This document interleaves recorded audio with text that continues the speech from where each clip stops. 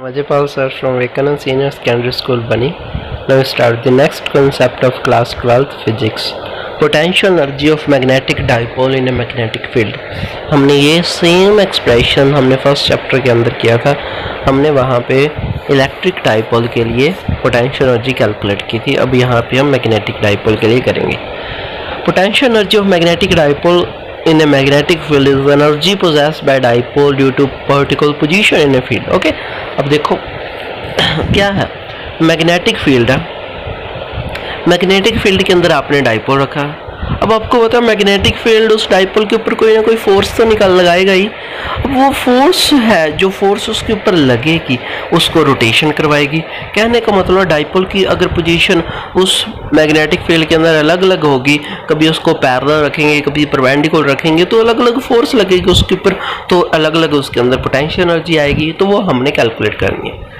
When a magnetic dipole of moment m is held with an angle theta with the direction of uniform magnetic field. अब आपने सबसे पहले angle theta के साथ क्या रखना है, मैग्नेटिक डाइपोल रखना है. किसके अंदर, मैग्नेटिक फील्ड के अंदर. मैग्नेटिक फील्ड क्या है, B. मैग्नेटिक डाइपोल मोमेंट क्या है, M. तो जो उसके ऊपर टॉर्क लगेगी, टॉर्क का मतलब वो रोटेट करेगा एम बी साइन थीटा. अभी फार्मूला करके आए टॉर्क का पिछले वाले कॉन्सेप्ट के अंदर, M B sine theta. Okay, अब torque stand to align the dipole और direction of the field. Torque क्या करेगा, उसको डाइपोल को उसी तरीके से घुमाएगा जिस डायरेक्शन में मैग्नेटिक फील्ड होगी. Work has to be done in rotating the work. कुछ ना कुछ लगेगा तो वर्क आपको पता है, जितना वर्क होगा उतनी पोटेंशियल एनर्जी स्टोर हो जाएगी. स्मॉल वर्क हम निकालेंगे. स्मॉल वर्क क्या हो जाएगा, अब आपको वर्क डन पता है, फोर्स इनटू डिस्प्लेसमेंट. यहाँ पे फोर्स क्या, टॉर्क. डिस्प्लेसमेंट क्या है, एंगल थीटा, क्योंकि थीटा एंगल से तो वो रोटेशन करिए, चेंज तो थीटा एंगल ही हो रहा है. तो d W is equal to tau d theta हो जाएगा. इज इक्वल टू टाउ की आपको वैल्यू पता है, M B sine theta d theta हो जाएगा. अब आपने मान लो थीटा वन क्या है, जो पहले आपने जिस एंगल से रखा था डाइपोल. थीटा टू क्या है, फोर्स लगने के बाद रोटेशन. तो थीटा वन से लेके थीटा टू तक इंटीग्रेशन हो जाएगा M B sine theta d theta. M B बाहर आ जाएगा, साइन थीटा का इंटीग्रेशन क्या होता है, माइनस कोस थीटा. ओके, तो माइनस कोस थीटा के अंदर लिमिट पुट करोगे, माइनस कॉमन आ जाएगा, cos theta two minus cos theta one. तो ये आपके पास पोटेंशियल एनर्जी आ जाएगी.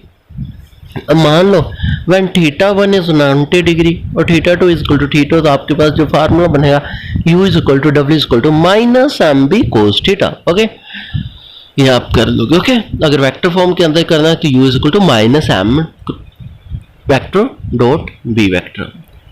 When theta is equal to 90 degree, जब थीटा 90 डिग्री होगा तो फोर्स जो लगेगी जीरो रहेगी. ओके, तो ये आप कर लोगे. जब थीटा 0 डिग्री होगा तो मिनिमम फोर्स लगेगी, 180 पे मैक्सिमम फोर्स लगेगी. ये आप कर लोगे. ओके, नेक्स्ट चलो न्यूमेरिकल देखते हैं.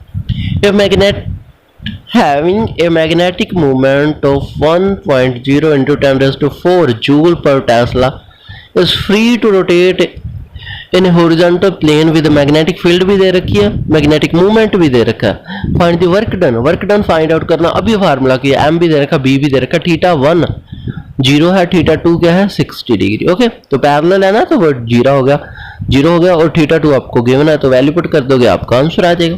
Next, calculate magnitude of the torque required to hold a bar magnet. Torque निकालना है, मैग्नेटिक एम दे रखा है, थीटा भी दे रखा है, यूनिफॉर्म फील्ड भी फार्मूला पता है, M B sine theta. Okay, आसानी से आप कर लोगे ये सारे concept. Next, the electrostatic analog of the magnetism. कहने का मतलब क्या है कि इलेक्ट्रोस्टैटिक एनालॉग कैसे है मैग्नेटिज्म से. अभी आपको मैं बता रहा हूँ ना, कल वाले कॉन्सेप्ट में बताया था कि टॉर्क वाला कॉन्सेप्ट भी सेम आया था हमारे फर्स्ट चैप्टर के अंदर. अब ये पोटेंशियल एनर्जी वाला भी सेम कॉन्सेप्ट आया था. अब उन्होंने ये कॉन्सेप्ट उन्होंने बोला कि सेम कॉन्सेप्ट है, तो चलो रिलेशन देखते हैं कि क्या क्या फर्क क्या है दोनों के अंदर. तो देखो, ई की जगह यहाँ पे बी है. ई क्या था वहाँ पे, इलेक्ट्रिक फील्ड. बी क्या, मैग्नेटिक फील्ड.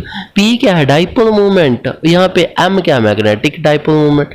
1/4 एप्सिलॉन कांस्टेंट था, यहाँ पे कांस्टेंट क्या, mu naught by 4 axial line वाला और इक्वेटोरियल लाइन वाला आपका कॉन्सेप्ट कट आउट हो गया था. उसके अंदर आपका था tau is equal to M into B था, वहां पे tau is equal to P into E था. एनर्जी क्या थी, माइनस एम बी, वहां पे क्या थी, माइनस पी ई. तो ये आपने करना. ओके, ये सारा याद रखना आपने.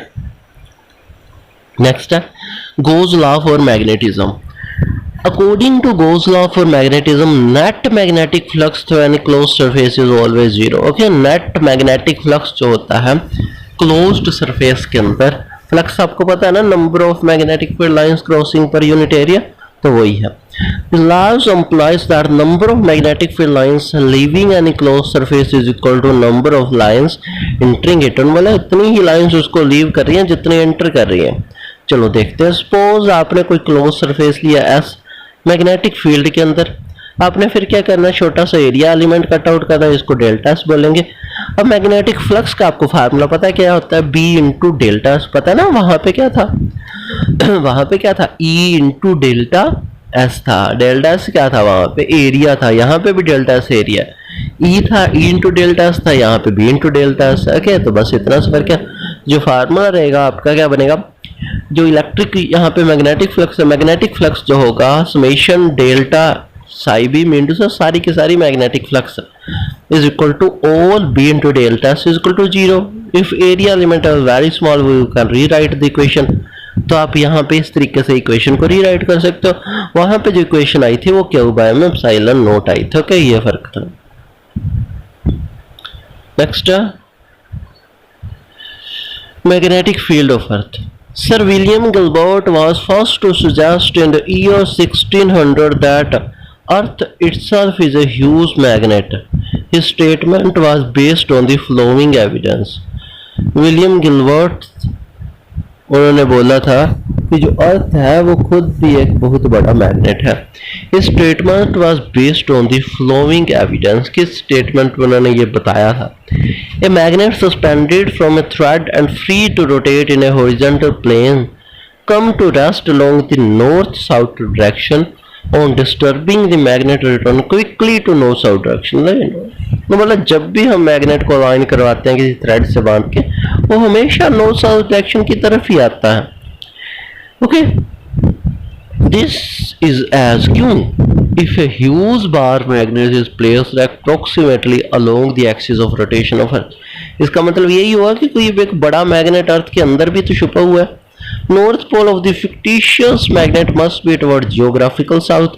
और बोला जो उसका नॉर्थ है ना, जो अंदर मैग्नेट है उसका नॉर्थ अर्थ की साउथ की तरफ है और उसका साउथ है वो अर्थ की नॉर्थ की तरफ है।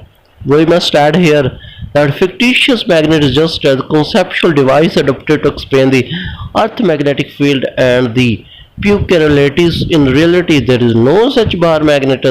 एक्चुअल में कोई बार मैग्नेट नहीं होता, बस एक कॉन्सेप्ट को एक्सप्लेन करने के लिए बताया गया। सॉफ्ट सेकंड क्या था, मैंने soft iron core piece and buried under the surface of earth in north south direction it is found to acquire the property of magnet after some time. बोला अगर हम जैसे भी सॉफ्ट आयरन को हम मैग्नेट अर्थ के अंदर दबा देते हैं तो वो थोड़े टाइम के बाद मैग्नेटिक की प्रॉपर्टी एक्वायर कर लेता है।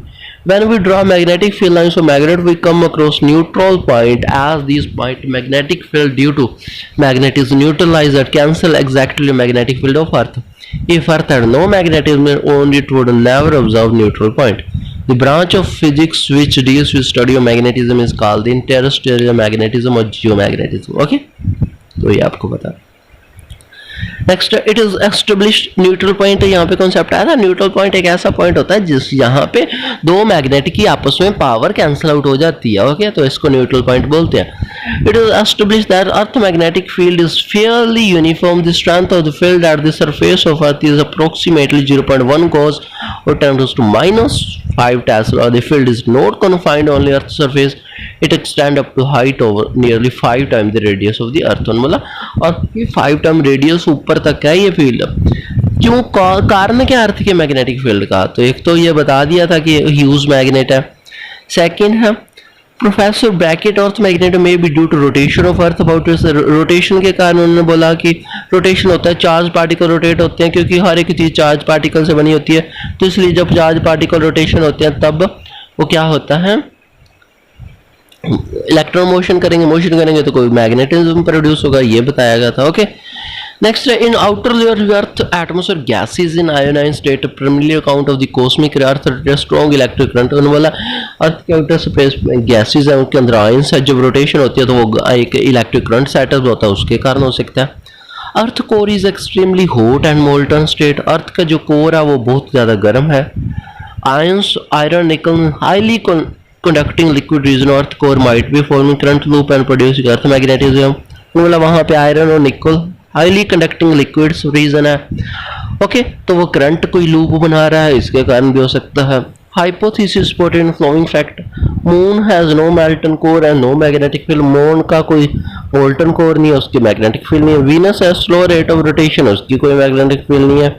Planet Jupiter fastest rotation, therefore is fairly strong magnetic field, Jupiter बहुत तेज रोटेशन करता है तो उसकी मैग्नेटिक फील्ड है उसके पास।